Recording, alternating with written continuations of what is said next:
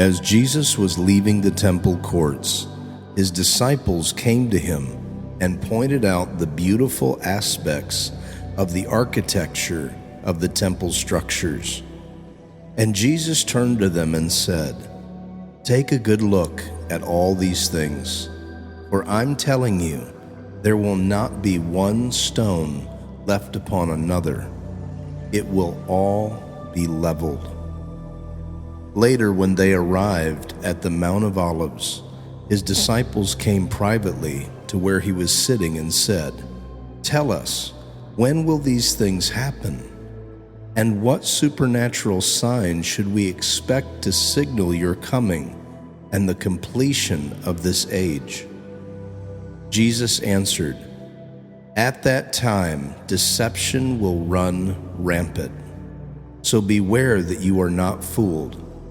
For many will appear on the scene claiming my authority or saying about themselves, 'I am God's anointed,' and they will lead many astray.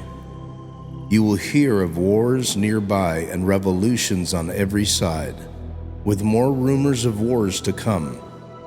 Don't panic or give in to your fears, for the breaking apart of the world system is destined to happen. But it won't yet be the end. It will still be unfolding. Nations will go to war against each other, and kingdom against kingdom.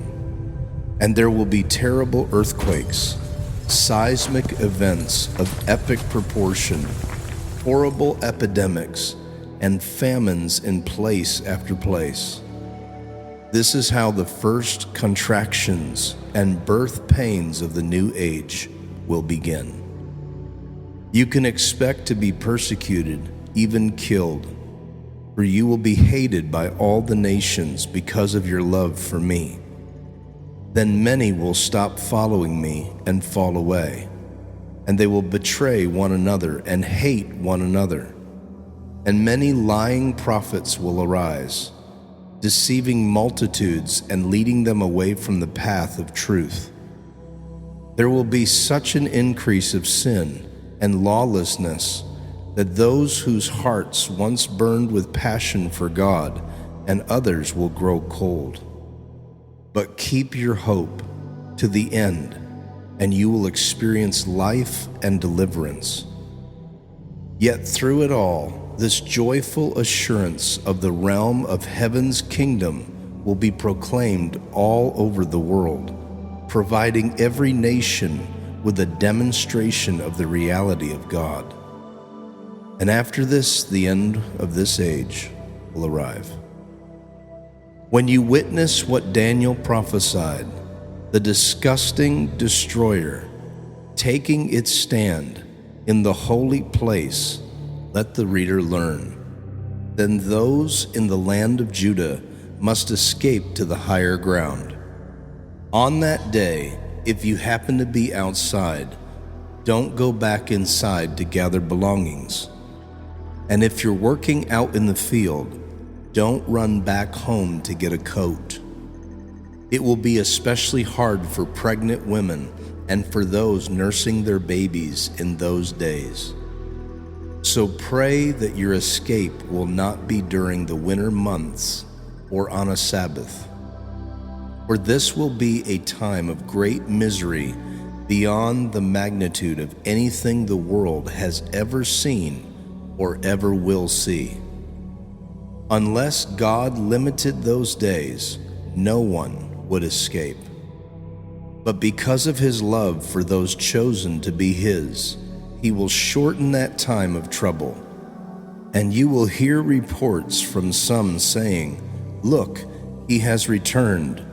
The Messiah is over here," or "The Messiah is over there." Don't believe it. For there will be impostors falsely claiming to be God's anointed one, and false prophets will arise to perform miracle signs to lead astray, if possible, those God has chosen to be his. Remember this, for I prophesy it will happen.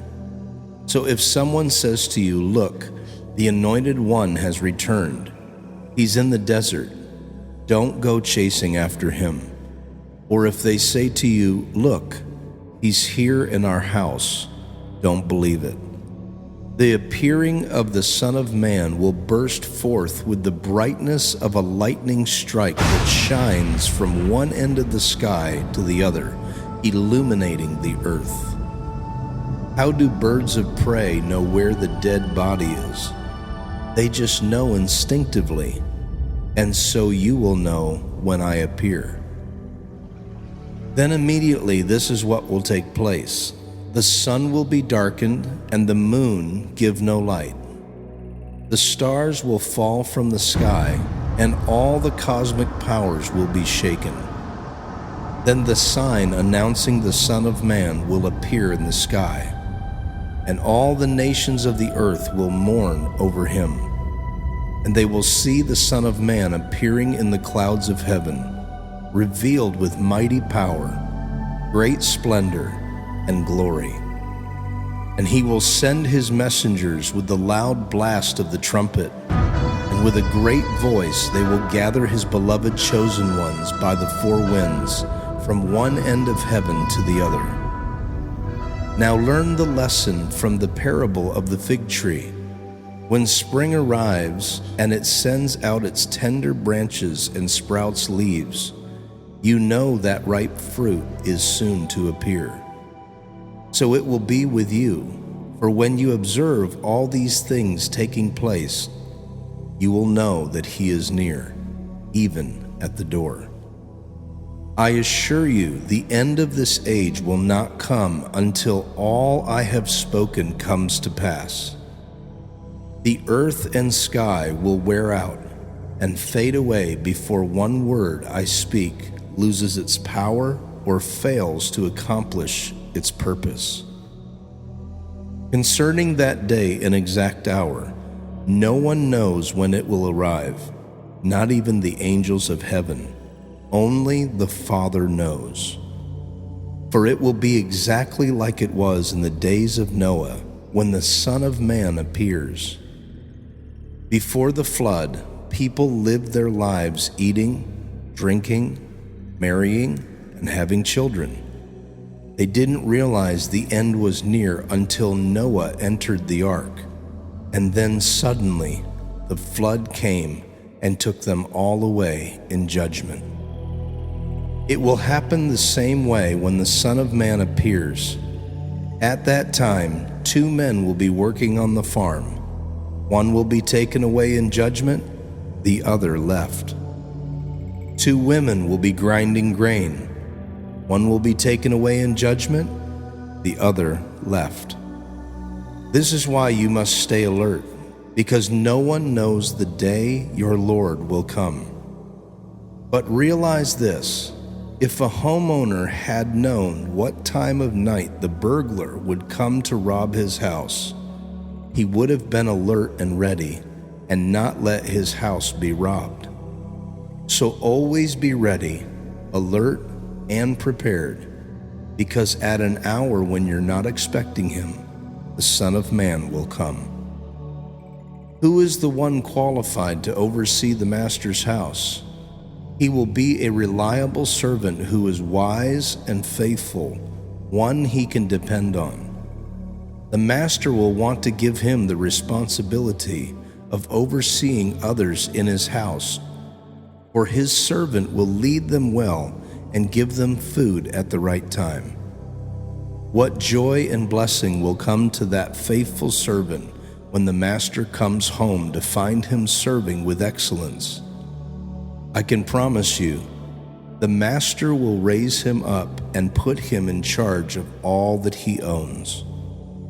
But the evil servant says in his heart, "My master delays his coming, and who knows when he will return?" And because of the delay, the servant mistreats those in his master's household. Instead of caring for the ones he was appointed to serve, he abuses the other servants and gives himself over to eating and drinking with drunkards. Let me tell you what will happen to him. His master will suddenly return at a time that surprises him, and he will remove the abusive, selfish servant from his position of trust.